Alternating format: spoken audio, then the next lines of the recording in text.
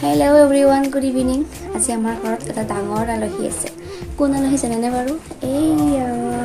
Hi guys, আইটু মানে মোৰ মামাৰ ছোৱালী, তাইৰ এক্সাম শেষ হৈছে, তাই আহিছে আৰু বাহিৰত ইমান বৰষুণ নাজানে শুই উঠাই নাই। এতিয়া উঠো ভাবিছোঁ অকণমান কিবা খাওঁ। আজি খাম আমি চাওমিন। গতিকে তাইক ক'লোঁ ব'ল অকণমান মোক হেল্প কৰি দিবি। এয়া দুয়ো গ'লোঁ পাকঘৰলৈ আৰু এয়া আহি মই চাওমিনখিনি বইল হ'ব দিছোঁ আৰু এয়া জগাৰ কৰিলোঁ ভাজি, বিলাহী অকণমান দিলোঁ। তাৰপিছত এনেকৈ প্ৰথমতে এইখিনি ভাজি ল'লোঁ বন্ধাকবি, আৰু তাৰপিছত চাওমিনখিনি দি দিলোঁ। এয়া ৰেডি আমাৰ চাওমিন। Thank U. খাই কোৱা কেনে হৈছে? আমাৰ ঘৰতে বনোৱা আছে।